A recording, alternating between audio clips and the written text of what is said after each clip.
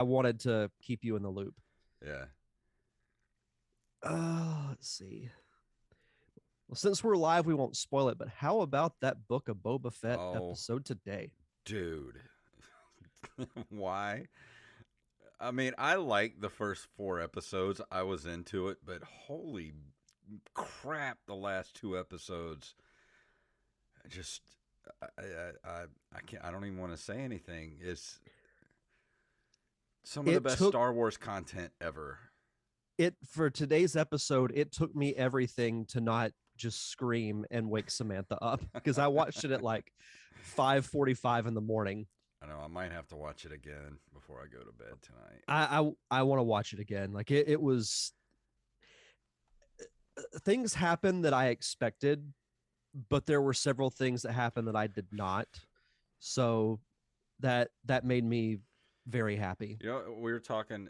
Me and Mike Dixon were talking a little while ago. I had to go give him a ride to go pick up his car a little before the podcasts, and we were talking because he was asking me if I'd ever met Timothy Zahn, who has been as a regular at Pensacon. I was like, I think I've talked to him before, but I've never really interacted with him.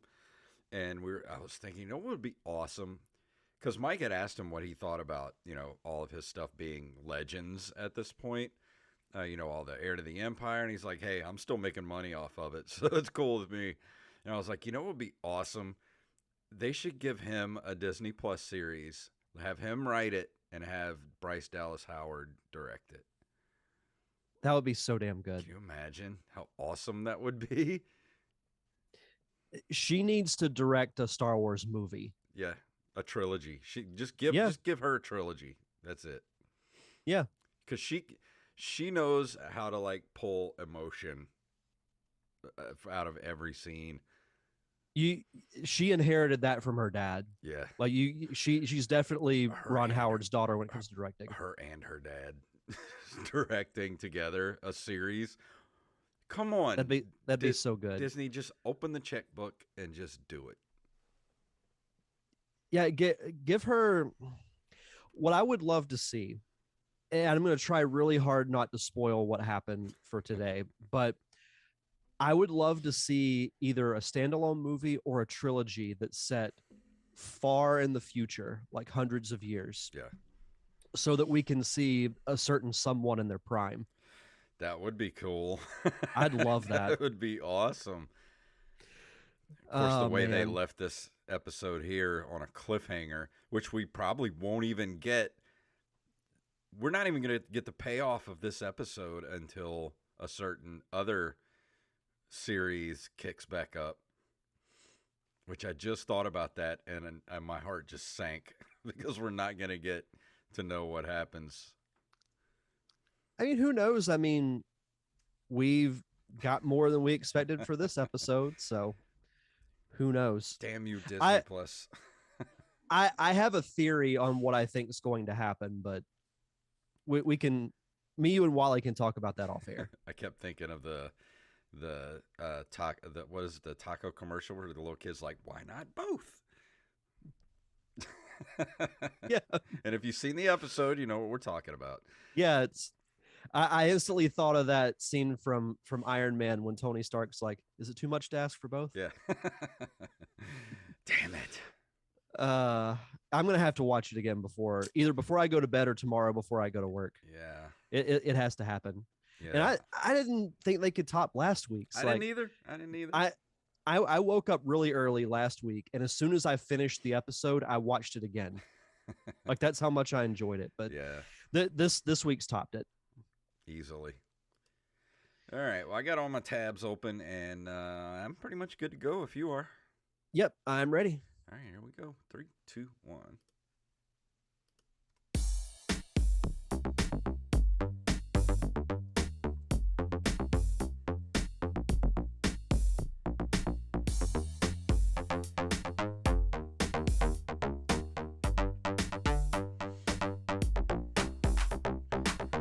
Greetings, programs, and it is a brand new month here at the Nerd Cave Retro Show. My name is Jason Robbins.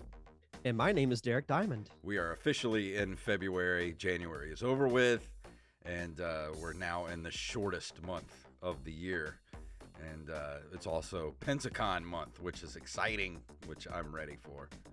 It's like 2 weeks away. That's it. it. It's 2 crazy. weeks. Oh my So, God. I was talking about this on my show, this most recent episode. I don't know if you feel the same way. I always feel like January is that month that never wants to end. Yeah. The holidays are over, kids are getting back into school after being gone for 2 weeks or whatever the case may be. Adults are getting back into work if you take time off during the holidays, and it's just the weather's lousy.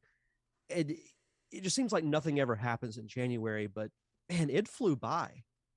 It kind of did, but it kind of didn't. Like Christmas feels like it was last week, but also at the same time, January felt like it was never going to end. So it's weird. It was a weird month. Yeah, I guess it depends on perspective and what you have going on at the time too. But I know for me, I think between launching the new show and then starting my new job and everything, like it was just been kind of pedal to the metal for me. So Yeah. Well, it everything's went so by fast. jammed up at the end of the month trying to get, Patreon shows done for both Yep. shows and doing the taping we did last week for comedy. Like it was just so much stuff happening all at once. It was like I didn't have time to breathe. Yeah, I know what you mean. I know we both had to improvise for Patreon shows this week, but I enjoyed the top 5 list that we did. Yeah, And it was a lot of fun. that was a fun show. So it's a fresh new month of Patreon. So if you haven't become a Patreon member yet, head over to patreon.com/nerdcaveretro, and as little as $1 a month will get you those extra episodes very, very early. And last month's episode, which we just dropped a few days ago, was top 5 worst gaming sequels, and that was a very, very fun episode to do. Yeah, I think we should definitely incorporate the top 5 is some type of routine. Maybe not do it every month, but Yeah. maybe like every other month we could do one. So Yeah, I'm okay with that because those are fun to do, and I also like to get everybody else's opinions too.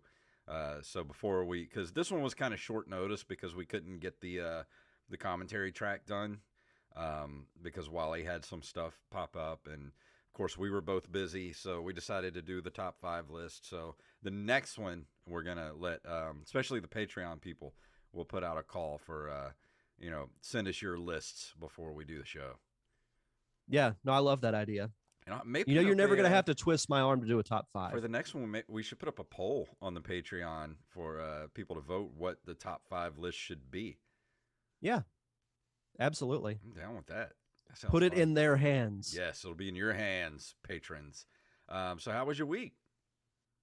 Pretty good. It's been really busy. I mentioned earlier things that my new job are really starting to ramp up. It's the hours are still much better than my previous one, but it's kind of like as soon as I get to work until I leave, it's pretty much nose to the grind. Getting everything done. But I'm actually really liking it. Everybody that works there has been really helpful, and it's a much less stressful environment. Mm-hmm. So that's always nice. And then that and just doing the podcast thing. Yeah, work's been crazy for me because my boss was out all last week because of COVID, and I was pretty much running the place by myself, which I really am not qualified to do. And it was a rough week, and so this week now she's back, and we're like playing catch up at this point for everything that couldn't get done while she wasn't there. So I am in need of another vacation right now, even though I just had one. Yeah, I know what you mean. It's funny you mentioned that because the week before my boss was out with COVID because she got it right after I did. So I had to run my department by myself for I think like 3-4 days. And then even last week, because we had a little bit of a breakout of COVID, like we had, I think 4 people test positive in the span of 2 or 3 days. So the office was shut down and I worked from home last Thursday and Friday. Yeah, I feel that COVID circle tightening around me because everybody's been getting it, and I'm just kind of like I'm like Neo dodging bullets, man. Like eventually, one's gonna clip me in the thigh. I hope not. I hope I don't get it, but it's kind of like at this point, so I feel like everybody's gonna get it at this point. Yeah, I still can't believe that I got it a couple of weeks ago because I had spent so much time being careful about it. And then even though I've been around several people who tested positive, I never got it. Yeah. And then just wasn't expecting it, and then it happened. So I'll keep my fingers crossed that it doesn't happen to you. Yeah, but if it does, at least I'll get a few days off work. There's a silver lining in everything. Silver lining somewhere, and then I get to play more Loop Hero. Exactly. Yeah, but we got some big news happened. Was it this morning or was it yesterday? I think it was 2 days ago. 2 days ago. Well, let's go ahead and move into that. You ready to go into the news? Yes, sir.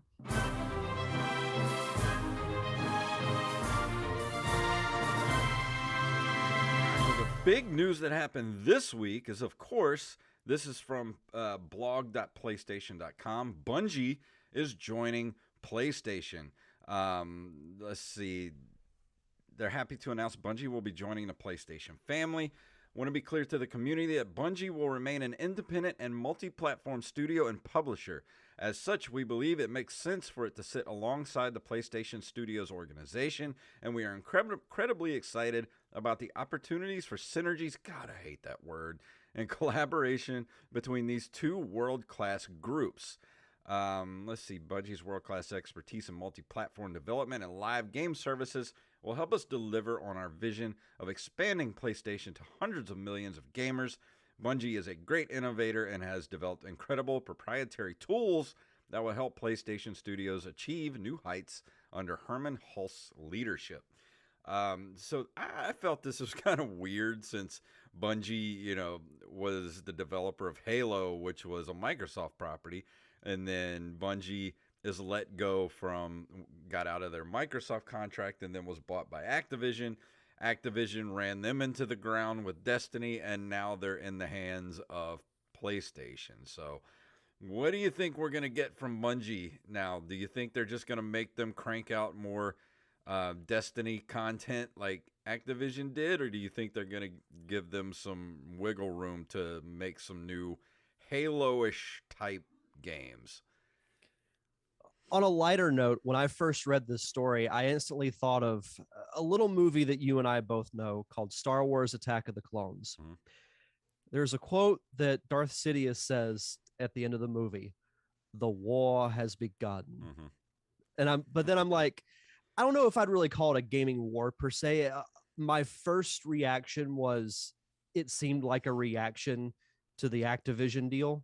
It does. And I feel like the reason they released this now is because of the Microsoft thing, but this has probably been in the works for a while. Yeah, I agree with you 100%. I think this was in the works, but because of the Activision deal, they decided, okay, we're going to let everybody know this. Yeah. I hope that Bungie does something besides Destiny because, I know they're mostly known for Halo, but when you think of Bungie, you think of Halo and how great that original trilogy was. Yeah. It's like when you think of true trilogies of games, like Halo is right up there near the top of the list. And Bungie did such an incredible job with it that like the standard was set really high for what else they could do.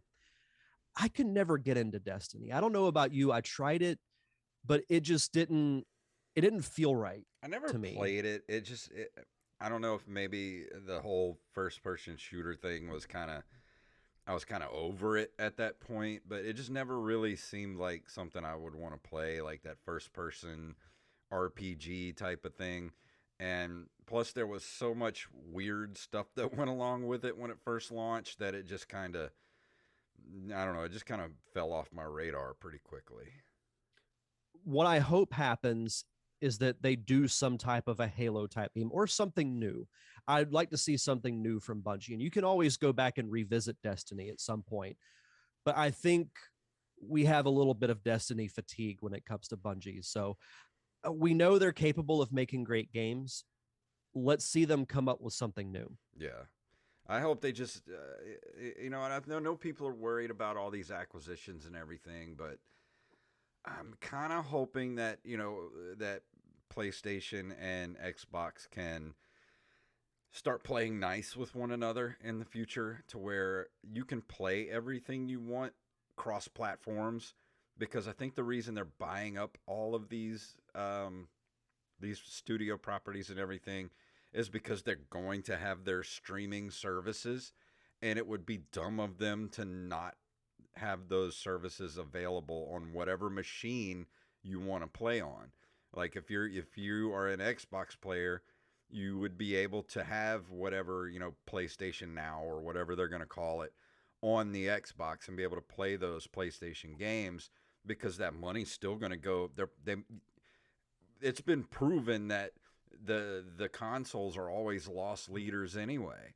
The money comes from the software. So why not make your software as available as possible on as many places as possible? And I know people think I'm crazy when I say this, but I'm not the only person saying this. I think in the next couple of years you're going to see Game Pass on a PlayStation machine. You're going to see whatever PlayStation has to offer on on the Xbox. You're going to be able to do that because they want their games to be able to be. I think exclusives are going to be a thing of the past at some point. We'll see if Nintendo breaks out of that. Yeah, but Nintendo is so far off in their own corner, doing their own thing. They don't care about any of this. I'll say this. I don't think this is going to be the last acquisition story we hear, no. because I mean, people might hate it, but it's the way the world is now. I mean, look in the entertainment industry. Look at what Disney's been buying up over the last couple of years. They bought Marvel, Star Wars, Fox. It's the way of the world. It's the era of the mega corporation. If Nintendo, it's just going to happen. Was to start buying up other game developers, I honestly, I think Nintendo would go after the more indie studios than anything. Like, I don't really see them buying up. Like, the only two big ones I could see that would be worth anything to Nintendo are Capcom and Konami. And Konami is the only one I could see where they could actually do something with it, because Konami's not doing anything. Like, when was the last Castlevania game they put out? All they're doing is pachinko machines. That's all they're doing. Like, if Nintendo were to acquire Konami, they would have Contra, they would have Castlevania. I mean, look at all the Konami stuff they would have if they acquired Konami. You would have a new Metal Gear game for the Nintendo. Yeah, that's true. I don't know. Like, I it's tough to predict who I think is going to buy what company, but I just think within the next, probably at some point this year, we're going to hear another story like this. Oh yeah, of Sony or Microsoft buying another gaming company. Because Microsoft has more money than the universe, so they can pretty much buy whoever they want. Yeah, exactly. Let's see. Our next story comes to us from NintendoLife.com, one of our favorite sites. Mm-hmm. Samurai Bringer slices its way to Switch this spring. Japanese publisher Playism and developer Alpha Wing, I love that name, have announced that brand new action RPG roguelite Samurai Bringer will launch on the Switch this spring. The game, which sees you slice and dice your way through some impressively colorful looking hordes of beasties, takes inspiration from actual Japanese mythology. With all manner of ghastly enemies from the annals of history to vanquish as you make your way towards a showdown with your arch nemesis, the eight-headed serpent Yamata no Orchio. Dude, I love the art style of this. Same. It looks almost like Lego. Yeah. Yeah, no, it does. Yeah, and this looks like a game that, if this came out in like 93 or 94, I would have ate this up. Oh, yeah. This would have definitely been on the Super Nintendo. Absolutely. And there, of course, there's a trailer that you can watch on the article as well to show you a little bit of what the gameplay is like. I, I feel like I say this a lot, but especially with a game like this and how it looks and how it seems like it plays, I might have to check this out. Oh yeah, this is definitely one. Like this looks because I'm such a huge fan of Legend of the Mystical Ninja. This looks Hmm. like it might be in that same vein. Yeah, yeah, I would say so too. It reminds me if Wind Waker were made today, Yeah, is kind of how it looks to me. I really like it. I want to try this. I'm definitely going to get this. This looks really cool. Yeah, it's also going to be available on PS4 and Steam for those Oh, who awesome. don't have a Switch. So you got some options. So this might be a dual review. Yeah, maybe. Yeah. I also I forgot to say at the top of the news segment, today's stories were submitted to us by I Am the Rampage and Mr. Armez Jackson. And if you have a story you'd like us to cover, send them to nerdcaveretro@gmail.com. Let's see. This story is also from NintendoLife.com. An AI broke Tetris on the NES and its compelling viewing. There are a lot of talented programmers that devote their efforts to showcasing and taking retro games to new heights, and Tetris is about as iconic as it gets. In a video posted last summer, courtesy of Gizmodo, programmer Greg Cannon shared a playthrough of the NES version in which his AI plays so well and progresses so far that the game breaks. Um, let's see, the AI's performance shows the game beyond its intended ending, with what the original programmers evidently not preparing for the eventuality of a score this high. As the run goes, the game starts to break, with the score tally and other parts of the display falling over, and some funky color schemes also appear, and eventually the software puts up the white flag and crashes. Did you get a chance to watch this video at all? I watched a little bit of it. Yeah. It's my initial thought was after all these years, someone finally beat Tetris. It took an AI to do Yeah. it, but I, someone finally beat Yeah, I Tetris. ran it back to about the last 5 minutes of the video, and it's crazy. It's the score is 102 million at Yeah. level 237. I think the highest level I ever got was like 22, 23. But like it's going so ridiculously fast, and then like everything just starts to break on the Yeah. game. This is one that I highly recommend people go and check it out because it's pretty mind blowing. Yeah, it's a cool watch, especially when you're just watching the AI just obliterate these lines and it's going so fast that you're just like, "Oh my god, no human could do this."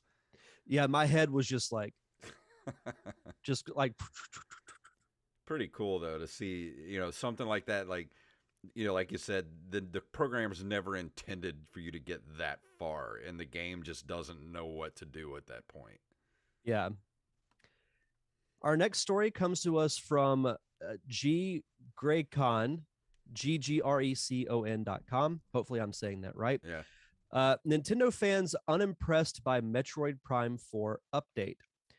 Metroid Prime was seemingly revealed a lifetime ago, and after years and years of fans begging for a new installment in the FPS spinoff of the classic Metroid series, the first look at the game was a logo that fueled hype more than any regular trailer could. Fans couldn't wait to play the game until it was revealed that the title's development would be started all over again in 2019. It disappointed a lot of long term Metroid obsessives, but at least we know quality was the only thing on Nintendo's mind. We haven't heard anything since until now. Courtesy of at Retro Studios on Twitter, we are looking for a tools engineer and a technology engineer to join us on our journey to develop Metroid Prime 4. For those that are listening to the audio version, I just did the Picard facepalm. So they don't We gonna even. wait a little bit longer. Yeah, and the rest of the article is pretty much just people reacting that this game is never going to come out. I I have a sneaking suspicion as well that this game is on its way to being canceled at this point. which is such a shame. But the thing is, if you're not gonna make Metroid Prime 4, do something else. At Big Screen Leaks made a tweet that said Metroid Prime 4 is slowly becoming the new Duke Nukem Forever. That's good. I stopped waiting on this game. I mean, I figured Metroid Dread was basically a pacifier until Metroid Prime 4 drops, but they're putting up these job openings for Metroid Prime 4. Like, how far behind on schedule are you guys on this thing? Like, if they restarted 3 years ago, they're 3 years in. They make Call of Duty games in less time than that. I don't know what to tell you. I really don't. I know. I feel like we've been talking about this game for years, and it's just like nothing ever changes with it. No. And I don't. I guess my thing is I don't understand why. Like, is this so high up on Nintendo's priority list that they want nothing less than perfection, or what is it? Just come out and say it. Be transparent about it. Is what I'm saying. If we do get another Metroid game, it's not going to be on the Switch. It's going to be on whatever the next system is, because it's so far and late into the life of the Switch at this point, and they're so far along in the development of it. Like, and they're still hiring. They're hiring tools engineers, technology engineers. Like, you're not even close to being done on this thing.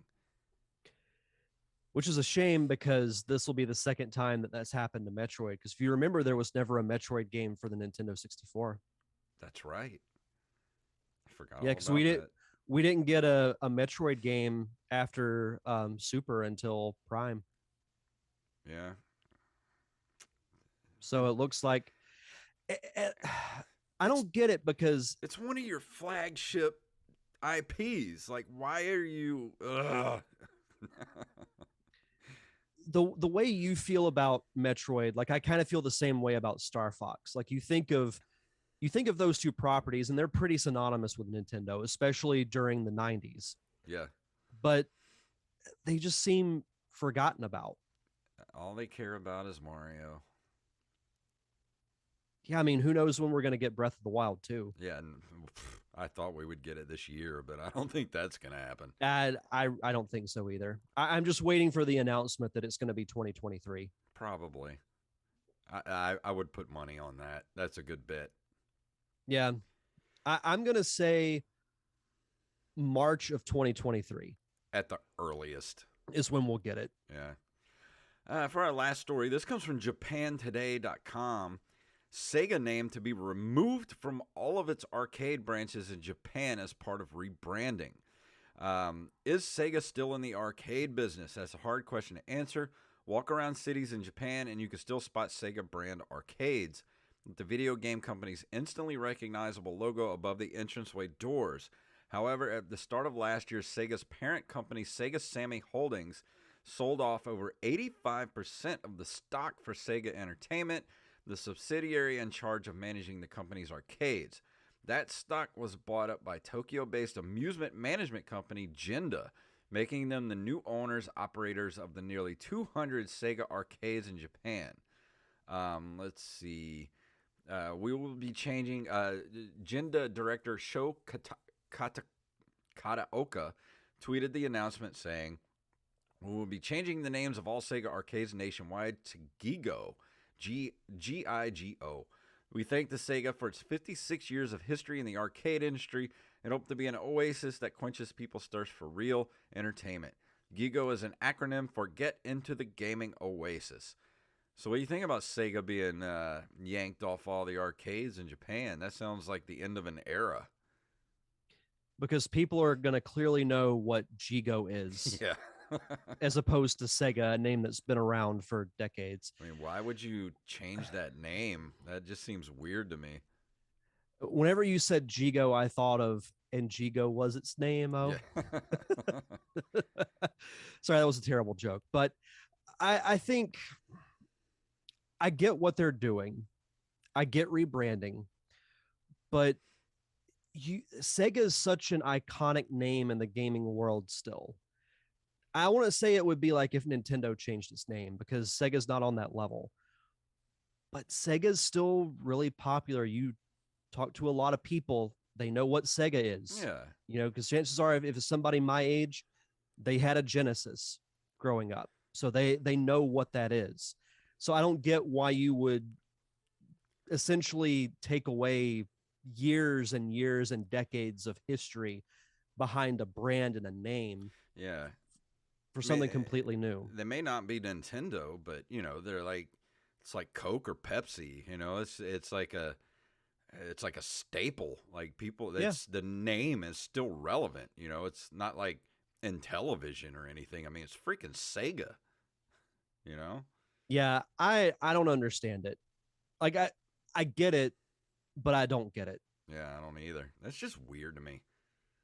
That's truly going to be the end of an era Yeah, when that absolutely. happens. But Hmm. that's pretty much it for the news this month. You ready to do some video game history? Sure.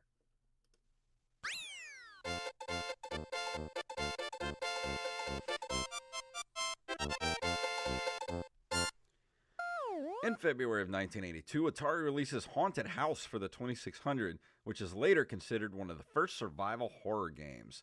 I used to have Haunted House. I think I still do for my Atari 2600. The gameplay. So the only thing I've seen is the cover art, and there's a gameplay screenshot on the article we're looking at.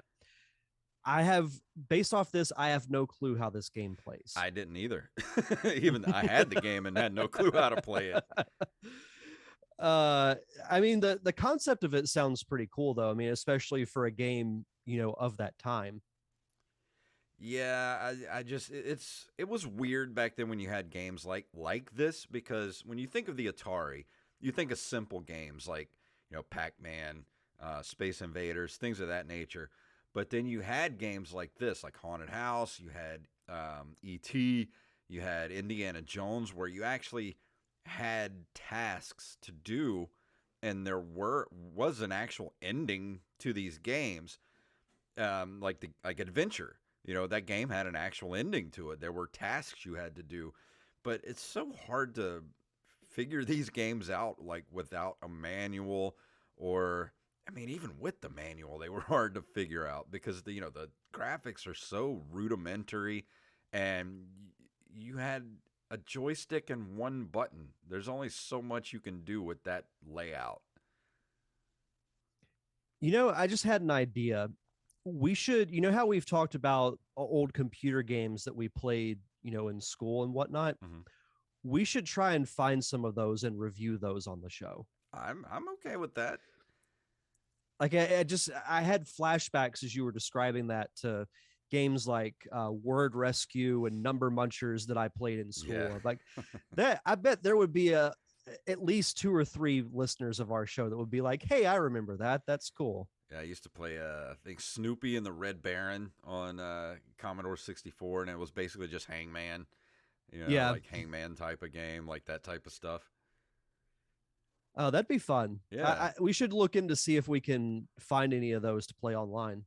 Oh, yeah, I'm sure they're pretty easy to find. You probably find them on archive.org these days. Yeah, I think so too.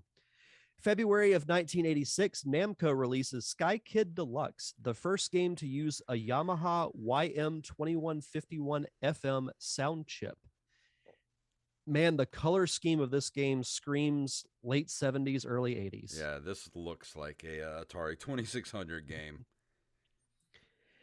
Yeah, it is interesting though, reading, about these games like, oh, this was the first to use this piece of technology, or this was the first to, personify or identify a genre with. So Yeah. that's interesting. So we should look up this old stuff and play them and review them. We should do like I don't know what we would call it, but dedicate a whole month to where we do nothing but like really old computer games or Yeah. like Atari and Amiga I'll games. even go back and play things like Haunted House and see if I can figure out how to play them. uh, February 14th of 1991, DMA Design releases Lemmings for the Amiga, a puzzle game that requires the player to lead a group of lemmings through a dangerous environment to an escape portal. I remember when this game came out for the Super Nintendo. I think they dedicated a whole issue of Nintendo Power to it. Lemmings were on the cover. Mm-hmm. I remember that issue very well. Yeah, this has been one that I've wanted to go back and review because I never played this game, but I remember it being advertised in Nintendo Power. So hopefully one day I can track down a copy of it and I'll talk about it. But it looks interesting though. Yeah. February 23rd of 1994, Capcom releases Super Street Fighter 2 Turbo for the arcade. And that's all I'm going to say because you might be hearing a little more about this game in a bit. Second to last, we have February 29th, 2000. Pokemon Stadium is released for the Nintendo 64. One of my favorite games for the N64. Just this was like the pinnacle of Pokemon games when I was a kid because you could play as Pokemon on your console and you could also access your Game Boy game through an adapter on the controller. Oh, that's cool. And you can and I'll go into much more detail because I do want to review this game at some point, but yeah, it came with this adapter that you plug into your controller, you put your Game Boy game in, and you go to this certain area on the map, and then you start playing your Game Boy game. And the cool thing is, so if you have on your Game Boy game, you have like a 95 Pikachu or a 95 Charizard, you can port it to the N64 and use it in tournaments. Oh, that's cool. So what? It's basically just like like it says, stadium where you just kind of go in and just fight Pokemon in a big stadium. Yep. So you do different types of tournaments. You can do like one-on-one battles. You can battle the Elite Four, which are the like four strongest trainers in the world. And then at the end, you can actually fight Mewtwo, which at that point was the strongest Pokemon, at that time. So there are so many Pokemon games out there. well, and the thing is, like, I know they just released an open world Pokemon game, which I think is great, but I wish they would have gone back to the original 150, because if that happened, I would have gotten that game in a heartbeat, because the Pokemon world is perfect for that type of gameplay with open world, just traveling around different places and catching Pokemon. That was the dream back then. And last but not least, February 11th of 2002. Yes, we're going to start covering 2002 because it was 20 years ago. Don't Sonic say Adventure, that, please. Oh, it hurts me too. It hurts me too to say it. February 11th, 2002, Sonic Adventure 2 Battle is released for the GameCube in North America, which was a port of Sonic Adventure 2 for the Dreamcast, but with an improved multiplayer. And I think the graphics were beefed up a little bit. But didn't you review this? Yeah, I reviewed Sonic Adventure 2 a while back. Yeah, I was going to say, this looks really familiar. I'm going to have to find a Sonic game to review for when the movie comes out, but I've reviewed all the good ones. Yeah. So I'm going to have to review a bad one. Yeah, because these are all the Sonic games. We were talking about this, I think, on the last episode, where all I played was 1, 2, and Sonic Spinball. And then everything afterwards is just new to me. Like, I never played any of them. Yeah, I've played most of the Sonic games. There's been a few of the handhelds that I haven't, but I've played all the console ones. Is there a new Sonic game out? Because I was in Best Buy the other day, and I walking through the video game section, and they had a Sonic demo going for the Switch, and I didn't get to see what it was. It's probably the remake of Sonic Colors, which was a game for the Wii. Oh, okay. They are working on an open world Sonic game that's supposed to come out, I think, either end of this year or sometime next year. I think it's next year, but I can't entirely remember. It's called Sonic Frontiers. I think it looks beautiful. But I'm curious as to how that's going to work, because you think of open world, Sonic's not the first character you think of. Yeah, exactly.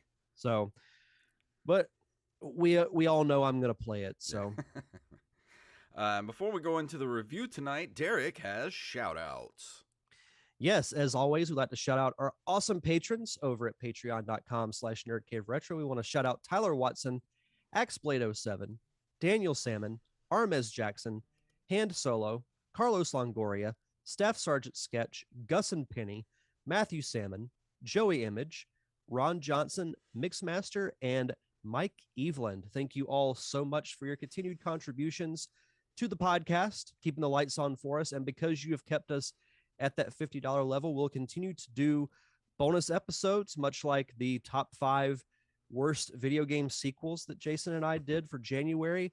We'll also get back to doing commentary tracks. I know we talked about doing an episode of Tiny Toons. Yeah, we're gonna do the band episode of Tiny Toons, And I'm hoping we can throw in an episode of Gargoyles in there too, because we haven't watched that show yet, and I did a watch through of it a few months ago. Very good cartoon that doesn't get talked about like it should. So you'll have that to look forward to. I'm sure we'll be posting polls for future reviews, future commentary tracks, top 5 lists, things like that. So if you want to vote on what we talk about, just head on over to patreon.com/nerdcaveretro. And for new patrons, be sure to send us your social media, whichever you prefer to get a shout out on, whether it's Twitter, Facebook, Instagram, so we can give you said proper shout out. And tonight, Derek is going to be talking about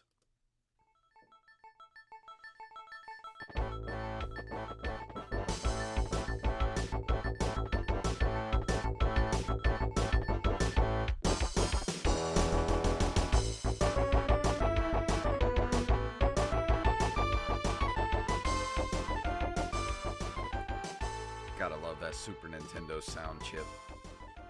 It's timeless. It really is timeless. So when you and I started this show back in 2016, there were a few games that were on my list that I think I'll probably never review. I figured you would be the one to do all these games that came up in my head. One of them was Street Fighter. And I say that not because I dislike the Street Fighter games, but I just never got into them like I did Mortal Kombat or later on Smash Brothers.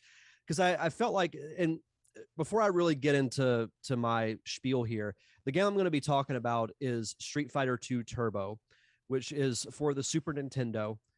It was released in 1992 for arcades, and then has been released on numerous platforms, including the Super Nintendo in 1993, Mega Drive Genesis also in 93, Sega Saturn, PS1, 2, and 4, Xbox, Xbox 360, and Xbox One, Nintendo Switch, PlayStation Portable, and what I played it on, the Super Nintendo Classic, aka the SNES Mini. So back in the 90s, there were a ton of arcade fighting games that felt like you had Mortal Kombat, you had Street Fighter, Tekken, Soul Calibur. It just seemed like every corner you turn in the arcade, there was some type of fighting game. So it was, I don't want to say it was oversaturated, because you look at what's going on with, products now. Back then, 4 is, nothing. But I got into Mortal Kombat, and I never really had the desire to get into any of the other fighting games. But I was thinking of what I could review, and I wanted to review something a little different. And I know we haven't talked about fighting games in a while. So I thought, you know what? Street Fighter 2's on the Super Nintendo Classic. I haven't fired it up in a while. So we don't review fighting games very much, because the fighting game genre just never really has been really in my wheelhouse, because I'm not very good at them. Like, I used to love Mortal Kombat 2. I love Street Fighter 2, but I've just never really been much into fighting games. And same. It was really Mortal Kombat I played, and then I kind of got out of that genre until Smash Brothers came out, and that was mostly because it just had all the popular Nintendo characters fighting each other. So that, and really since then, that's really the only fighting game that I actually play, even though I haven't played Ultimate in forever. But Street Fighter II Turbo is a competitive fighting game released by Capcom for arcades in 1992. It's the third arcade version of Street Fighter II, following Street Fighter II Champion Edition, and was initially released as an enhancement kit for that game. Released less than a year after the previous installment, Turbo introduced a faster playing speed and new special moves for certain characters. And that to me is what stood out the most, other than, on the SNES Classic, you can play normal version or you can play the Turbo version. Mm-hmm. I elected, of course, to play through the Turbo version because if you got it, you play it. Yeah. I actually prefer that because I don't know, I feel like I'm better at fighting games when I'm just button mashing, and when you have to do it fast, Yeah. it makes it more fun. But it does give certain characters specialty moves. Now, when I did play Street Fighter, in my very limited time, I would always I'm kind of a basic person when it comes to characters, so I would always play as Ryu. But I thought back to the commentary track that we did for the movie, and I said, I have to play as Bison. It just has to happen. And I'll say this, he is a tank. Yeah. Like he's big, he's strong, but he's not very slow, which was very surprising to me. The style of play still holds up. I mean, I'm a button masher when it comes to fighting, so it I mean, worked for me. There's a reason that the Street Fighter 2 games are still being used in tournaments today. I mean, that control scheme is just perfection. Yep. And it's because you can learn very quickly what button does what move. Like you have your certain buttons for, your high kicks, your low kicks, your specialty move if you're playing the Turbo version. And in a way, the Turbo version, it forces you to be a little more precise. Mm-hmm. Like you can still button mash, but you have to be a little smarter about it. And Bison's specialty move, he flies across the screen and his body's spinning and he's covered in a wall of fire, almost like a rocket. Like it looked really, really cool. Speaking of Bison, I was in New Orleans this last weekend, and I came across a smoking jacket at one of the antique shops. And I was so tempted to buy it, but it was just a large, and I'm an extra large. So I have to. That one year for Pensacon, you should cosplay as Bison. I should. That would be so fun. Get the smoking jacket, get the hat. I would geek out if you did that. I'm going to have to find an extra large smoking jacket somewhere.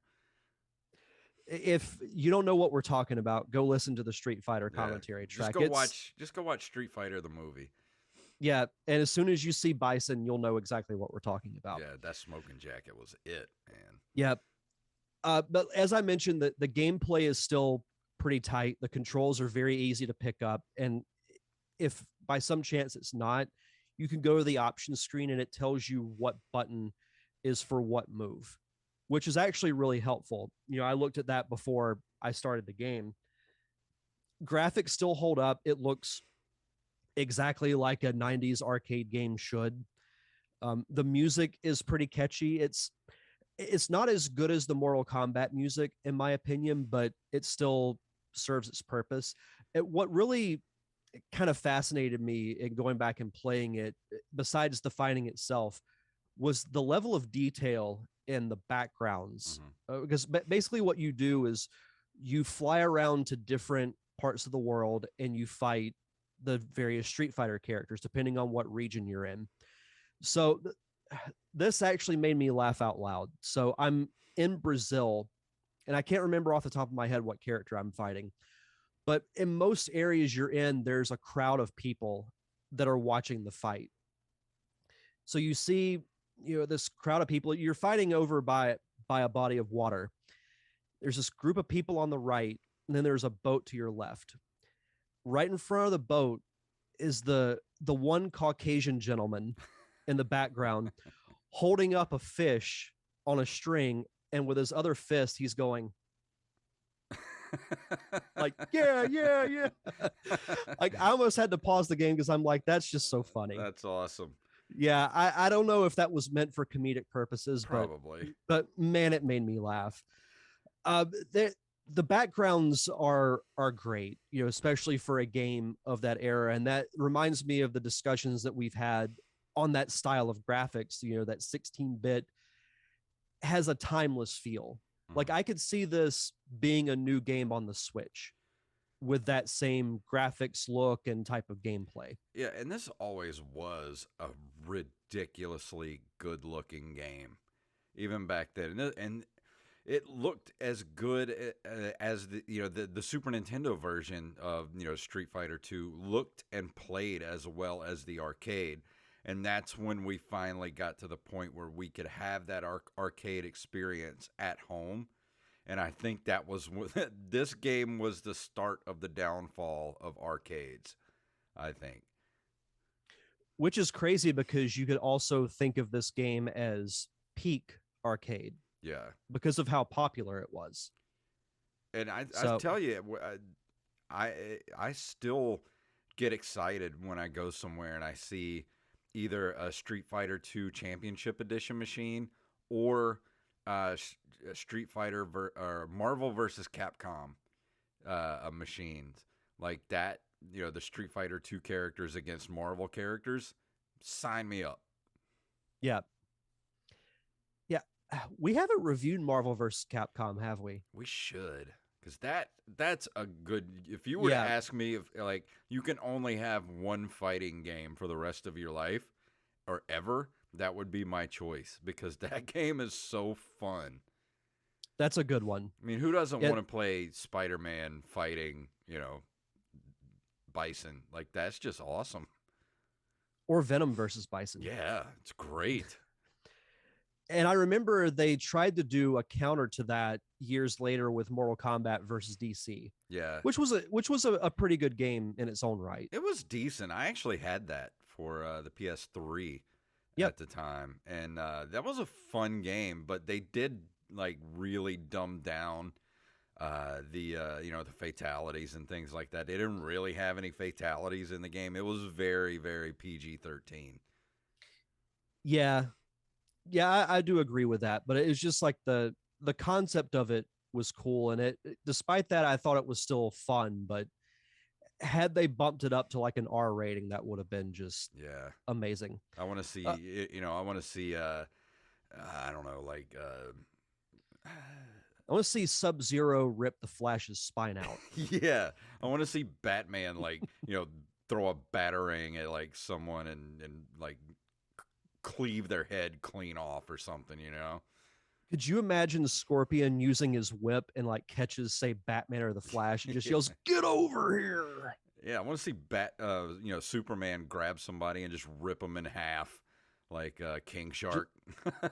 Just grab them and just punch them in the face so hard that their head flies across the map. Just their whole head just evaporates. That conversation got very violent very Yeah, quick. it did. I mean, if you're gonna get, like if you're gonna be But it's reality Mortal Kombat, based, so you should. I mean, if you're gonna have Superman punching somebody in the face, they're not gonna last very long. No, they are not. But a cool little factoid about this game is Street Fighter 2 Turbo saw the introduction of the first hidden character in the Street Fighter universe, Akuma, who you fight at the end of the game. If you succeed in defeating all 8 preliminary opponents without using any continues, then you'll fight Akuma. Like he'll show up and he'll during the final battle and he'll kill off Bison, and then you fight Akuma. I did not know this. I didn't either until I was reading up about the game, after I played it for a while. But that's kind of a staple now, and an expectation with fighting games is that there are going to be hidden characters. I don't know if this was the first hidden character ever done. Well, no, it wasn't, because I think Mortal Kombat did it with Reptile. Yeah. But I didn't know that Street Fighter did this as well. And if you look at Akuma, he looks like a character straight out of Dragon Ball Z. And I always expected why they. I always wondered why they never put. Um, uh, Now I can't even remember the name. Final Fight characters in Street Fighter. Yeah, it doesn't make any sense. So I think it would be cool to play Hager, against the Street Fighter characters. That'd be cool. Yeah. I'm wondering when the last Street Fighter game was released because I feel like a lot of these fighting games from the 90s you don't really hear about anymore. Hmm. I don't know. I'm Because gonna have I to look that up. because I remember when Soul Calibur came out with its sequel for the GameCube, Xbox, and PlayStation 2 generation. That was kind of a big deal because Tekken came out with I think their fourth game around the same time, but I'm sure there have been other games in those franchises since then, but you get the odd Mortal Kombat title every Well, now and then. in But 2020, you had Street Fighter V Champion Edition, and then in okay, 2021, Street Fighter V Champion Edition All Characters Pack. okay, so it is still relevant. Mm-hmm. Okay, that's cool. Dude, look up on just for sheer curiosity. Look up list of Street Fighter video games on Wikipedia. At the amount of Street Fighter games that have been made, this is ridiculous. Let's see, list of Street Fighter video games. Oh my god. Because you get all of the Street Fighter 2 series, then you have Street Fighter Alpha series, then Street Fighter 3, Street Fighter 4, Street Fighter 5 compilations. It's crazy. X-Men versus Street Fighter? Yeah. Holy crap. Yeah, you got They released 4 Street Fighter games in 97. Okay, so I was wrong. Street Fighter is still very relevant. Very, very relevant. But despite all those games, you think of the game that everybody comes back to, and it's Street Fighter 2. Mm-hmm. I know like Rampage brought up, I believe it was on Twitter, Street Fighter 3, which I've never played. Yeah, I didn't either. No one ever talks about the original Street Fighter. No, because it was terrible. I've never played it, but I've heard that. But it's then awful. But it's like you can't get much better than Street Fighter 2 when it comes to that formula. It plays well, the controls are tight, the music's good, the graphics still hold up. You have a good variety of characters to choose from. It's a simple premise, but I mean that's what those fighting games from back then were. I mean, you look at Mortal Kombat, you just fight, all the other characters. Yeah, it's hard to improve upon perfection. Yeah. So with these games that I didn't play as a kid, I try to look back and think, would I have enjoyed this game if I had played it back then? I think I would have, but I still think I would have preferred Mortal Kombat just because I thought the characters were much cooler. Yeah. And it's just as good of a style of game to me. But that's not a knock on Street Fighter 2 because I actually really enjoyed going back and playing it. Yeah, I think at the time, if I'd have had my choice, it was definitely, Mortal Kombat because it was so violent and realistic. But you go back and look at those early Mortal Kombat games, and yeah, they still kind of look cool, but they still don't hold a candle to Street Fighter 2, which still looks great to this day. Like it completely holds up in every single way. Mm-hmm. As far as reviews go, yeah, it was very well received. Some scores from the SNES version of Street Fighter 2 Turbo. Electronic Gaming Monthly gave it 38 out of 40. Famitsu gave it 36 out of 40. GamePro 20 out of 20. Games Master 96. SNES Force 96. Superplay 96. And Total gave it 5 stars out of 5. So it's very, very well regarded. Electronic Gaming Monthly in 97 listed it as the best arcade game of all time, and also listed the SNES conversion as the 5th best game of that console. Mm-hmm. Given all the iconic games from the Super Nintendo, that's some pretty high praise. Yeah, and for a Metacritic, it's only got a 76 out of 100, which is a C rating, but I think that's I don't think that's accurate. Yeah, I don't think so either. Even though I don't have that much experience with it, I wouldn't give it that low of a score. Looking at it for what it is and what it means to the video game world, specifically that genre, I would give it probably a solid 8. Yeah. And I would say like Mortal Kombat, I can't remember what I originally gave it when I reviewed it, but I'd give that like an 8.5 to a 9. But I think it's always going to be that it's sort of like which, are you a Star Wars person or a Star Trek person? It's kind of the same thing. Are you Mortal Kombat or are you Street Fighter? And I think it's always going to be that way. And you don't really see that in the gaming world anymore. Back when Nintendo and Sega were having their console war of the 90s, it was like, are you Mario or Sonic? Yeah. Are you Zelda or Final Fantasy? Are you Mortal Kombat or Street Fighter? So And it's a very important piece of gaming history. But I loved playing Street Fighter 2 on the Super Nintendo. That was a game I loved to play against other, friends and stuff. But when it came to the arcades, it was always Mortal Kombat. Agreed. Good choice. I was never really that good at fighting games. So the older I got, I was just like, I don't really want to play these anymore.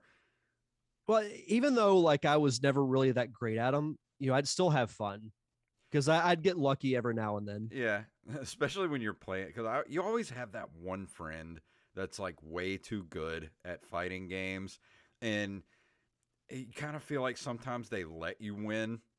It's like, I don't want you to be, play the sympathy card. Like, actually play me, and then they just wipe the floor with you, and I don't know. I just always felt like I was never good enough to like actually play someone like on an equal level. Yeah. No, I feel you on that.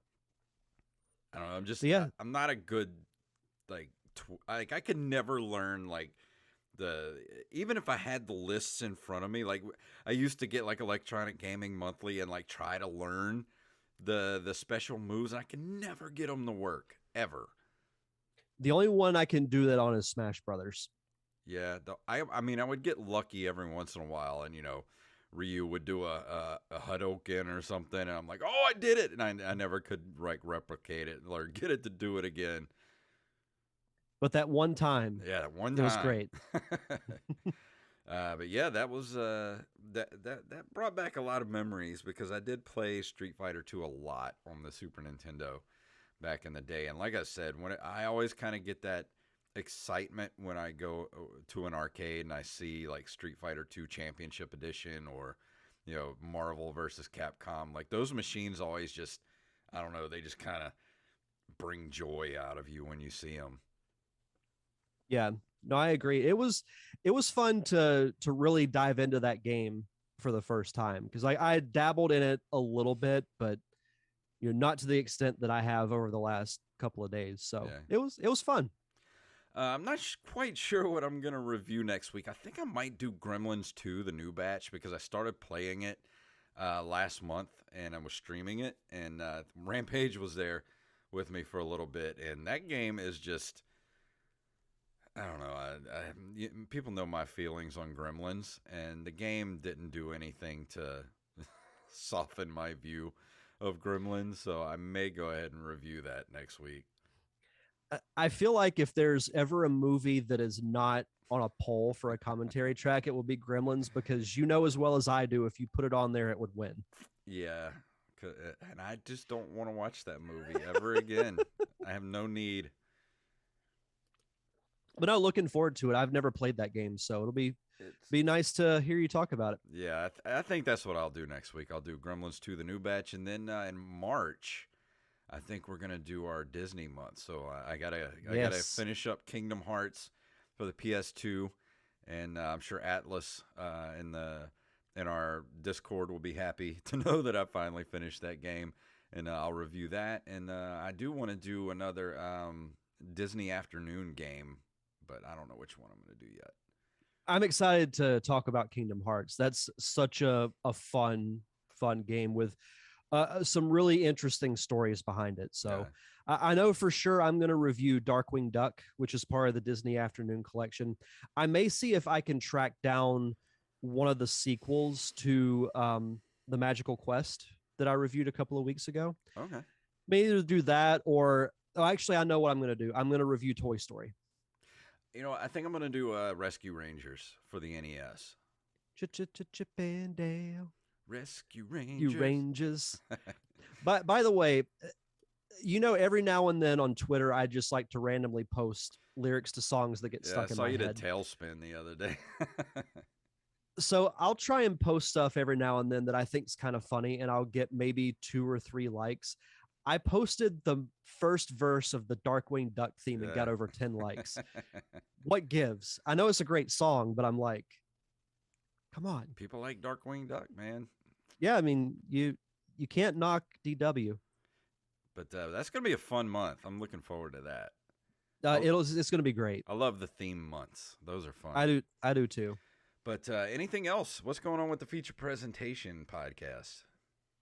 Yeah, so this week was a pretty jam-packed news week. I talk about the Batman being 3 hours long and why I think in no way does it need to be 3 hours long. Not to say I'm not excited for the movie, but I don't think it needs to be 3 hours. I'm sorry. The first hour of the movie is origin story. I'm going to go off on that movie if that happens. I don't go off on a lot of things, but I will go off on that. We're going to get an 8-minute slow motion shot of pearls hitting the ground. Jesus Christ. That just kills me thinking about it.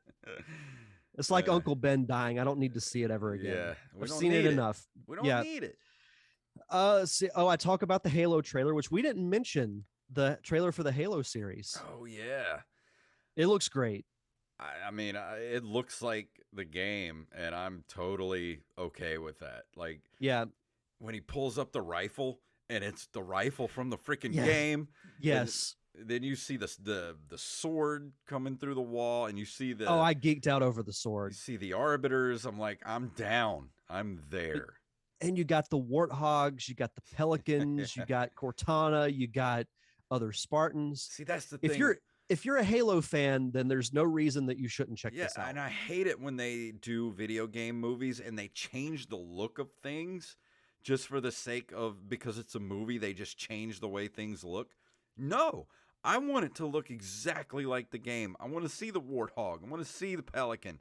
I want to see everything. And it's going to be so cool. I'm so ready. I can't wait for it.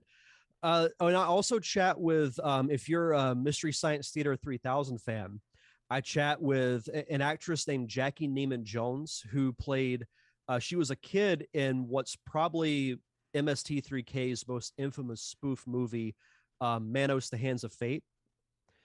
The movie was made in the early 60s, and it's widely regarded as one of the worst movies ever made. Actually, we talked to her a couple of months ago on Open Micers. So yep, if you want a companion podcast to the feature presentation, go back and listen to that episode of Open Micers.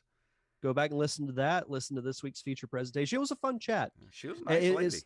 Yeah, it was crazy to hear how it was like discovered, decades later. Mm-hmm. It's got a great story behind it. Yeah. So definitely check that out. I've got couple of good interviews coming up. I'm not quite ready to reveal them yet because they haven't happened yet. But the next 2 weeks of feature presentation should be really good when it comes to interviews. Fantastic. Yeah, we got some good interviews coming up this month on Open Micers, at Open Micers on Twitter and Instagram. We had our guest fell through tonight, so we had to do another host episode. Wally was going to be on, but Wally just moved, so he couldn't find his microphone, so we couldn't get Wally on. So we had a pretty funny episode with just me and Jacob, where I had to school Jacob where strawberry flavoring comes from, and he didn't believe me, so we had to actually look it up. And if you don't know, go listen to the episode. It's kind of gross. I can't wait. You'll see in the title of the the the episode, because the title of the episode is buttery beaver butt. Oh God. Oh uh, man. So I will say this. I do like the episodes where it's just you two bantering with each other. yeah. They're hilarious. We talked about that, where because if you don't know where strawberry flavoring comes from, look it up and you'll be absolutely horrified at where the flavoring comes from. So unless you want to be really grossed out, don't do that. If you want to test your stomach, look it up. But yeah, I think that's about it. Anything else before we get out of here? I forgot to mention you can follow Feature Presentation on social media at Feature Pres Pod, Facebook, Twitter, and Instagram. Do it now. And if you'd like to email us, you can email us at nerdcaveretro@gmail.com. We're on Facebook at facebook.com/nerdcaveretro, Instagram and Twitter at nerdcaveretro, and individually at jpunktastic, at Derek_Diamond. Go buy some merch from us, ncrmerch.com. We got some new merch about to drop as soon as they give me the approval on it, and it's got a little something to do with Wally and his catchphrase, so it's going to be really nice when that drops, and I'll let you guys, so keep an eye out on the Twitter for when that drops. Also, patreon.com/nerdcaveretro, where you can help us keep the lights on for as little as $1 a month. And if you can't do that, I understand. Times are tough. Leave us a review wherever fine podcasts are given away for free. So Derek, please tell them what it's all about. May the way of the hero lead to the Triforce. Yes.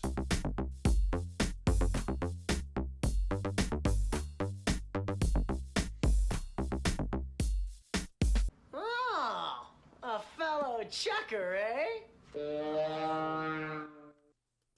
And that wraps our episode for this evening.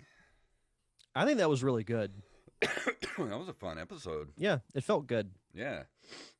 Thank you, everybody. Should have coffee more often. For watching on. Oh yeah, I drank the last of my B-Res Necro Medium right here. I got a little bit more left, and I got a little bit of Mardi Gras king cake to go through.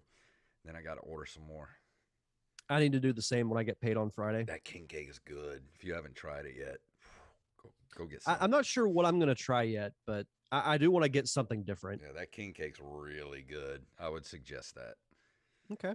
So if you're watching this on YouTube later, go use our promo code NCR at checkout at BRes. BResCoffeeCo.com. Use our code NCR for 10% off your order. I'm telling you, the king cake is so good. As good as this week's episode of Boba Fett. Yes. Yes. If you haven't watched it, go watch it right now because it's so good. Yes. And thank you guys for watching. We will see you next week.